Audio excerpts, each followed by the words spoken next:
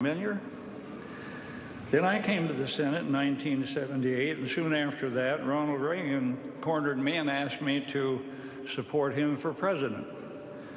And I said I would, not knowing that my friend George would enter the fray. Hearing that, I called and I said, George, I want to tell you I'd love to help, but I've already committed to Ronald Reagan. George's response?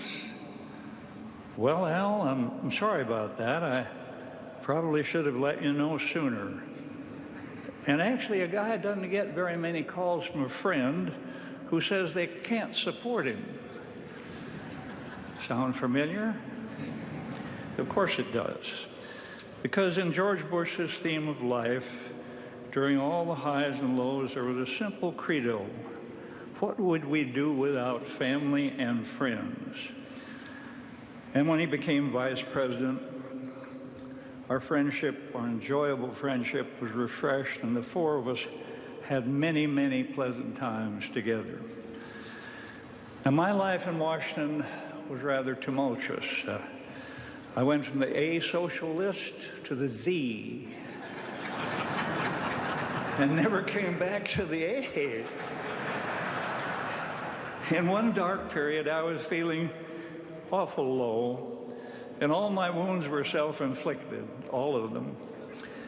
And George called me early one morning, always early in the morning, country music playing in the background, and he said, I see the media is shooting you pretty full of holes. Actually, he said it a bit more pungently than that, and he said, why don't we go up to Camp David? You and Ann come over and we'll have a weekend together. At that time, his popularity rating was 93%. Mine was 0.93%. And so off we went. The media, of course, all gathered as we headed to Marine One. And George said, now wave to your pals over there in the media, Al. And they didn't wave back. So next morning, he's ratting through all the papers in the U.S., and he looks up and he said, aha, here's the one I've been looking for. A picture of Barbara and Ann and George with his arm and hand on my back. And later, we're having a sauna. And I said, George, I am not unmindful as to what you are doing. You are propping up your old wounded duck pal.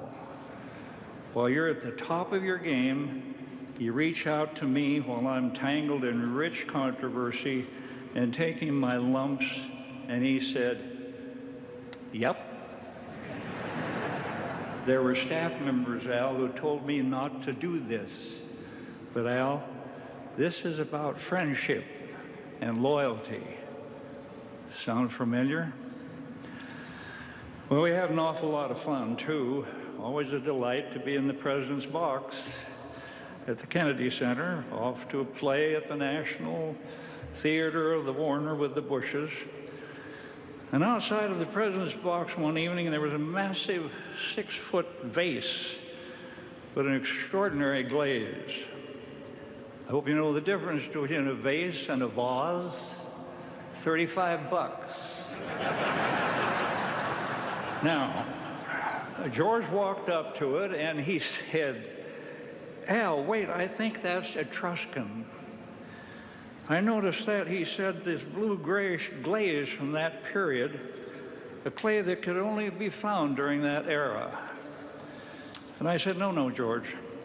The patina there gives me the perception it was possibly older, perhaps of Greek origin, with that particular herbal paste before firing. Well, of course, people gathered around, mumbling about these expert observers. And Barbara and Ann finally came by and said, get out of here. Both of you, get back in that box. Well, we did. Well, it was impressive for a while. And then, of course, one night, the four of us went to see Michael Crawford, singing the songs of Andrew Lloyd Webber. All four of us were singing as we went back to the White House. Don't cry for me, Argentina. And tidbits from Phantom of the Opera and other magic of Weber. And a few days later, he's getting hammered by the press for some extraordinarily petty bit of trivia. And suddenly he sings out, "Don't cry for me, Argentina." The press then wrote that he was finally losing his marbles. Now, these honored guests right here before us who have held this noble post know well of the slings and arrows of outrageous fortune. He was a class act from birth to death. He housed the strong sinews in mind and body gained from that extraordinary mother. We compared our mothers as velvet hammers, of course, and certainly most awesome fathers. The history books will and are treating him most fairly, while uncovering some other powerful traits: his great competitiveness, his raw courage, and his self-discipline. Recall the Andrews Air Base conclave where congressional participants drafted a remarkable bill that dealt with two-year budgeting, entitlement reform, comprehensive and catastrophic health care, Social Security solvency, and much more. But it required a critical ingredient called revenue, translated into the word taxes, translated into the words "read my lips." And the group went to George and said, "Look, we can get this package done, but we must have some revenue." And he said, I'll never forget, he said, "What I've said on that subject sure puts a hell of a lot of heat on me." And then they all said, "Yes, but we can get it done, and it will be bipartisan." And George said, "Okay, go for it, but it will be a real punch in the gut." Bob Dole, then, a loyal warrior for George, took it back to the Senate, and we won a very strong bipartisan vote. And went over to the House where his own party turned on him. Surely one of the main factors assuring his return to private life. But he often said, when the really tough choices come, it's the country, not me. It's not about Democrats or Republicans. It's for our country that I fought for. And he was a man of such great humility. Those who travel the high road of humility in Washington, D.C. are not bothered by heavy traffic. And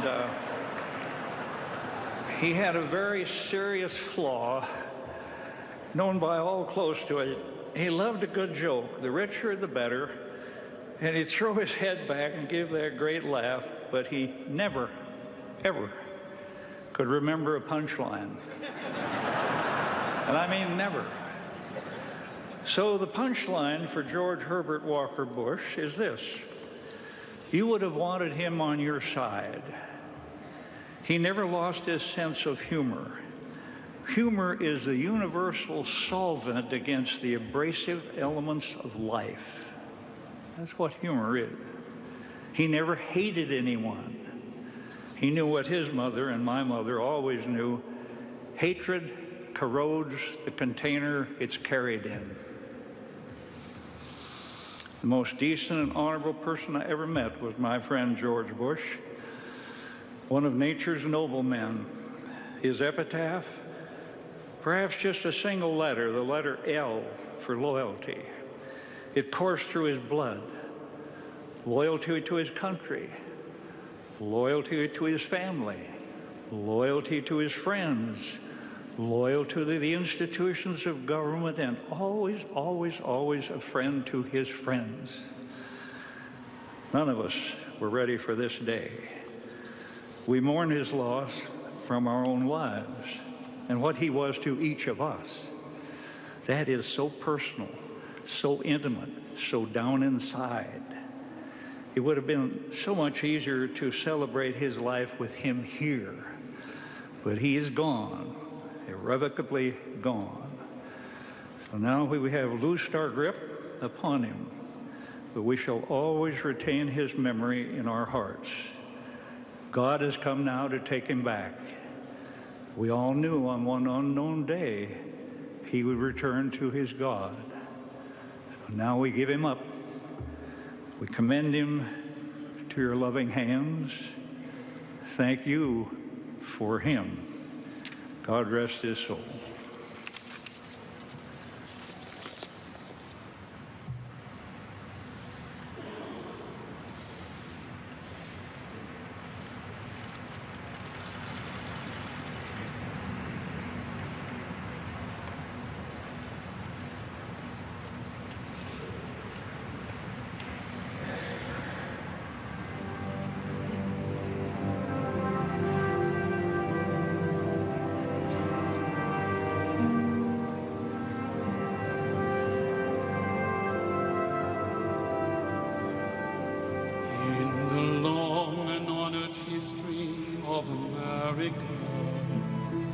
There are names that shine like beacons in the night. The patriots whose vision gave us meaning, who kept the lamp of freedom burning bright. In the long and honored history of America, there are those who pay the last and final price. Called upon by chance or desperate circumstance to make the ultimate sacrifice. A grateful nation bows its head in sorrow and in thanks for guaranteeing our tomorrow.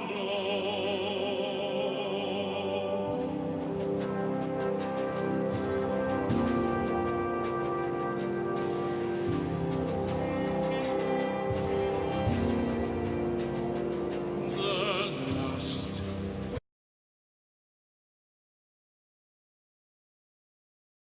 That's what they gave to the cause.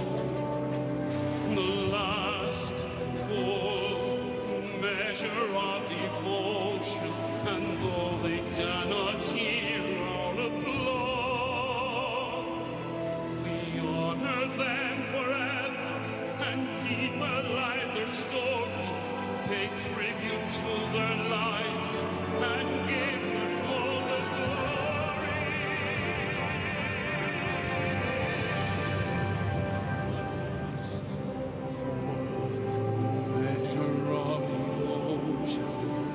Beyond the call of duty with the deeds, the last full measure of devotion, and they gave their lives to serve the greater need. And those who did survive and came back home alive, they joined in praise of comrades who were slain.